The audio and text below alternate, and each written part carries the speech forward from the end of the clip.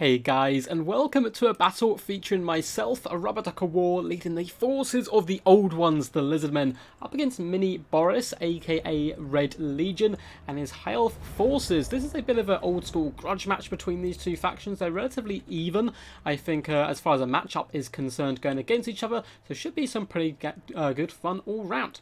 So for our forces today, we've got nice and simple in the front lines. We do have a couple units of skink cohorts on the flank, simply to wrap around and basically work as kind of a light skirmish cav in the idea that they want to pop behind the enemy lines and try and shut down those ranged troops. In our sense pocket, we've got a little bit more bad to the bones with some Saurus warriors, some of the most solid mid-tier infantry in the game. We also have the cohort of Sotek, regiment round red-crested skinks with their awesome great axes here. You can see going to be trotting into battle as well, refusing to die as they do so. In the centre pocket, you do see our Lord with his loyal bodyguard, the Feral Carnosaur here, up to a silver chevron. We have Lord Mazdamundi for our Lord, and he's going to be coming in with Ruination of Cities, his Banishment, Shield of the Old Ones, Apotheosis, Net of Amantok, but more importantly, Curse of the Midnight Wind, which has become my new favourite spell for the forces of the Lizardmen. It's so goddamn powerful, minus 30 armour and 24 attack to an area of effect. And the mighty Lovecraftian creature that is Mazdamundi on top of Zac is a menace in the night for High Elves. They really do tend to struggle up against the big dinosaurs, and he's whopping a massive 7,500 HP, so it'll be interesting to see how he performs today. Over on the flank, we do have a unit of Cold One Spear Riders as well, triple bronze chevron for those bad boys, just so they can go toe-to-toe with some more of the elite High Elf cavalry. We have Chameleon Skinks, 2 of them, as well as some Pterodon Riders up in the skies. So pretty simple build, just going in there, try to smash apart the enemy with our large monsters, use the Carnosaur to protect Mazdamundi, and flank round with the Skinks.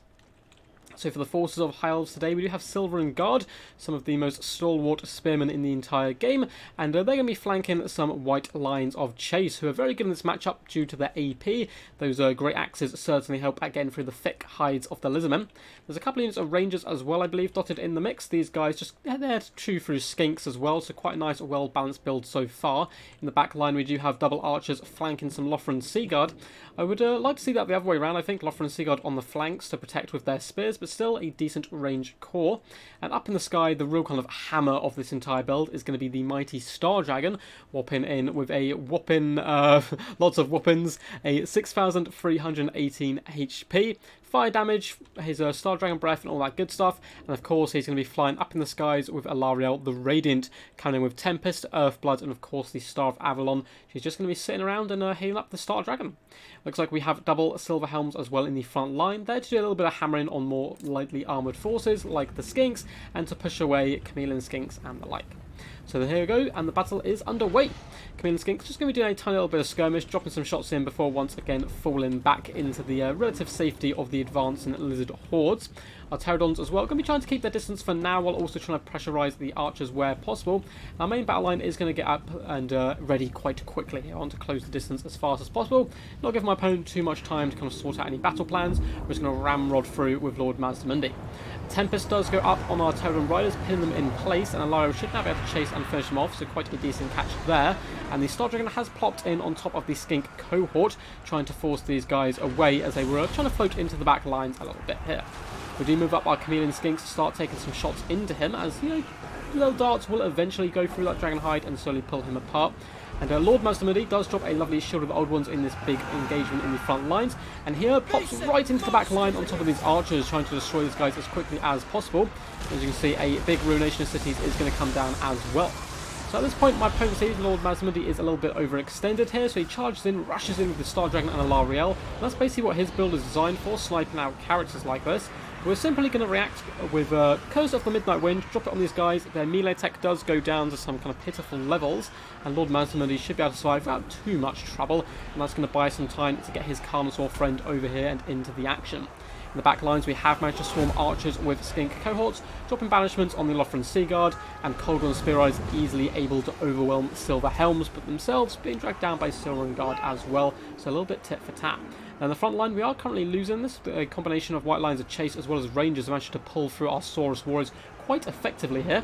Cohort of Sotek not doing too bad themselves, so the kind of real crux of the battle is in the back lines here, and the Carnosaur does manage to pop in, and I start to target down Alarielle the Radiant here, forcing Red Legion to pull back his forces here and get some heals up. And this is kind of the perfect situation for me. There's nothing really left on the ground which can challenge someone as mighty as Mazdamundi.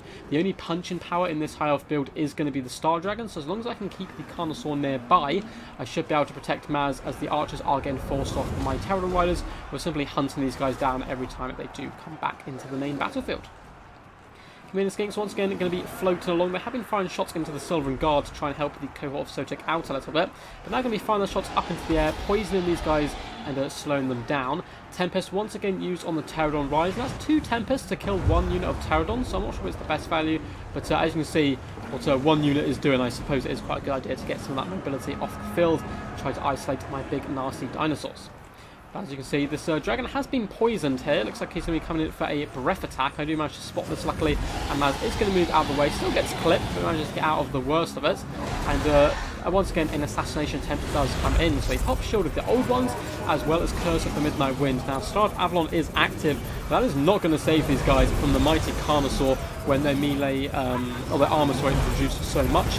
Carnosaur coming in here and really giving it to the Star Dragon. And at this point, I think a big deciding factor in the game so far is relatively even, has been prioritising the correct targets. So the High Elves have been trying to focus down Lord Mazdamundi as much as possible, when in reality, he is so goddamn tanky. He has healing, he has Shield of the Old Ones and so forth. It's probably not a good idea to actually try to snipe Mazdamundi. It's been a much better idea to snipe the Feral Carnosaur, which is real kind of punch and damage in my build. And once he's gone, then you can go after Mazdamundi. He no longer has his bodyguard, and you can kind of attack him without the threat of any retaliation damage. So I think trying to snipe out the Carnosaur is a much better idea than trying to snipe out Lord Mazdamundi. In the back lines, we managed to get fantastic value of these Pterodon Riders, 25 kills on routing troops. Can be bouncing between the archers and trying to force them off the field as much as possible. Skinks as well, flooding in on top of archers wherever I can. Another breath attack does come down on Lord Mazdamundi, but an Apotheosis is here to counter, and this loyal pet Feral Carnosaur is nearby. We're consistently trying to put pressure on my opponent with these Chameleon Skinks, trying to force him to land and engage as quickly as possible, rather than, waiting for Earth Bloods and the like to come back into the field. All the light while Lord Mazdamundi is simply going to be running over white lines of chase. He doesn't have to worry too much about them doing that much damage to him. He still has over 2,400 and up to 92 kills. He's a pretty thick boy indeed. Balance power still very even at this point though. Very well played to my opponent so far as well. Managing to win the majority of the frontline engagement, but his unit's been so battered in the process that I managed to chase a lot of them off using our added mobility, and then kind of forming a wrecking ball behind Mazdamundi and this Carnosaur. Chameleon Skinks just consistently pressuring the Star Dragon. You can see his healing cap is at least on the board at this point. We do drop a fat banishment down onto the Sylvan Guard. Yes, they have magic resistance, but it's still a banishment, and it completely tears these guys apart, allowing the Saurus Warriors to win this engagement. Now I'm going to be coming down with another Apotheosis as well. My opponent once again comes in and tries to snipe Mazdamundi, which at this point is probably worth it because of how low he is. But because the Carnosaur is nearby, it's simply going to whip around the back and get a lovely rear attack onto the Star Dragon and simply delete him, proving once and for all who is the apex predator of the Warhammer world, and it is certainly the Carnosaur and not the dragons here. Curse of the Midnight Wind once again was popped. I love that as a counter initiation spell. You wait for your opponent to come in for that big snipe attack, you drop it, and their attack has kind of gone to waste at that point. Lario has managed to get back up into the skies and fall back. Without the Star Dragon, however, she is lacking a certain amount of punch in her build. Some of the archers have returned, being protected by some Sylvan Guard, but the Pterodon Riders simply going to float over here and try and pick these guys off where possible. You can see the Guard are even waving at the sight of such mighty, glorious beasts. Not sure if we come in for a rock drop here, I can't quite remember. Looks like we maybe, and boom, there goes the rock drop. Mainly missed, but it did manage to shatter off the archers, which is kind of what I need at this point, as the balance power for the first time in this game does swing in my favour. The Chameleon Skinks still just going to be unleashing shots where they can, trying their best to focus down Alario, who tries getting some vengeance on these Pterodon Riders with a Tempest in the late game, and force those guys off once more. But at this point, with a practically full health Carnosaur and a relatively chunky Mazdamundi, at least for how late it is in the game, I'm feeling pretty confident and pretty good. Balance power is only this equal because of Alario and how healthy she is, I think, at this point. She is unfortunately going to have to dive in. Chameleon Skink just going to keep focusing her down. She's near her healing cap, and she's not the tankiest of lords without her healing, so Chameleons can do some good consistent damage. And the Feral Carnosaur's just saying hello as well, reminding Alarielle that he is indeed here. Looks like the rest of the Hail Force have shattered to the winds. A few Rangers are rallying to their lady. But in comes Alarielle with a Star of Avalon, but I'm going to counter-initiate once again with a Shield of the Old Ones. And poor Alarielle is stuck between a pointy place and a sharp place, and it's not going to go too well for her, unfortunately, as she does get very quickly shattered there. And that's going to be a victory, although a very Pyrrhic victory indeed, but it will be a victory for the Lizardmen.